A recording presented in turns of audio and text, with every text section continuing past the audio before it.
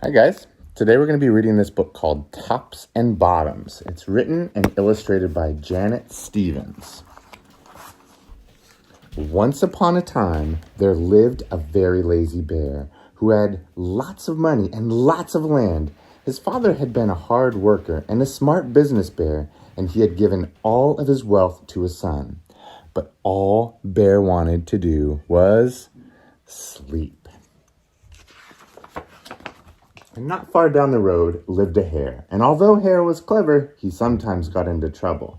He had once owned land too, but now he had nothing. He had lost a risky bet with a tortoise and had sold all of his land to Bear to pay off the debt. Hare and his family were in very bad shape. "The children are so hungry, Father Hare. We must think of something," Miss Hare cried out one day. So Hare and Mrs. Hare put their heads together and cooked up a plan. The next day, Hare hopped down the road to Bear's house. Bear, he was fast asleep. "Hello, Bear, wake up. It's your neighbor, Hare, and I have an idea." Bear opened one eye and grunted. "We could be business partners," Hare said. "All we need is this field right here in front of your house. I'll do the hard work of planting and harvesting, and we can split the profit right down the middle. Yes, sir, Bear, we're in this together. I'll work and you sleep." "Huh?" said Bear. "So what'll it be, Bear?" asked Hare. "The top half or the bottom half? It's up to you, tops or bottoms."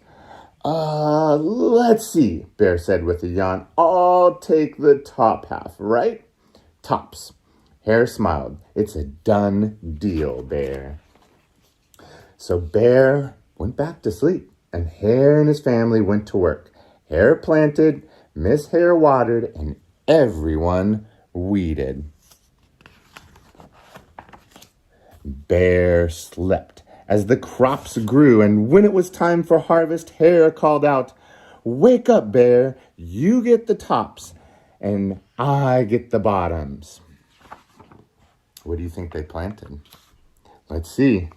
Hare and his family dug up the carrots, the radishes, and the beets, and Hare plucked off all the tops and tossed them into a pile for Bear, and put the bottoms in a pile for himself.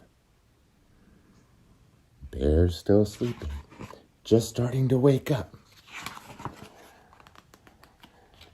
Bear stared at his pile.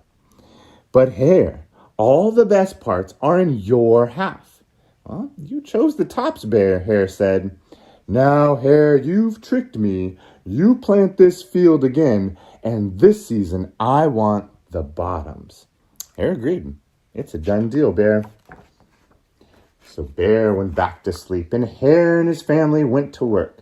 They planted, watered, and weeded.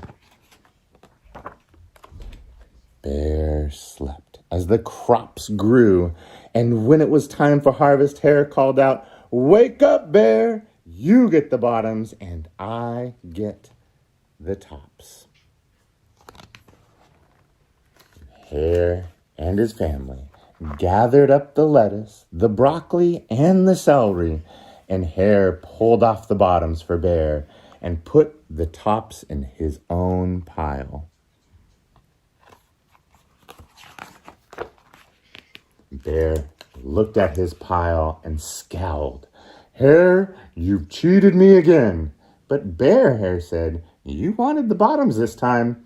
Bear growled, "You plant this field again, Hare. You've tricked me twice, and you owe me one season of both tops and bottoms." "You're right, poor old Bear," sighed Hare. "It's only fair that you get both the tops and the bottoms this time. It's a done deal, Bear."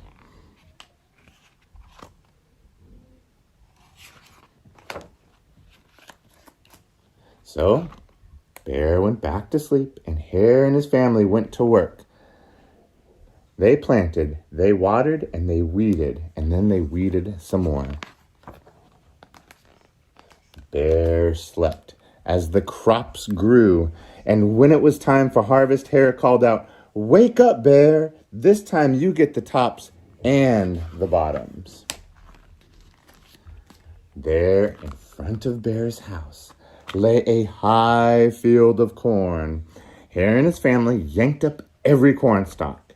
Hare tugged off the roots at the bottom and the tassels at the top and put them in a pile for Bear, and then he carefully collected the ears of corn in the middle and placed them in his own pile. Bear rubbed his eyes and watched. See, Bear, you get the tops and the bottoms. I get the middles. Yes, Sir Bear, it's a done deal. By now, Bear was wide awake. That's it, Hare, he hollered. From now on, I'll plant my own crops and take the tops, the bottoms, and the middles. Hare and his family scooped up the corn and hopped down the road toward home. Bear will never again sleep through a season of planting and harvesting, and Hare bought back the land with the profit from the crops. He and Mrs. Hare had opened up a vegetable stand. And although Hare and Bear learned to live happily as neighbors, they never became business partners again. The end.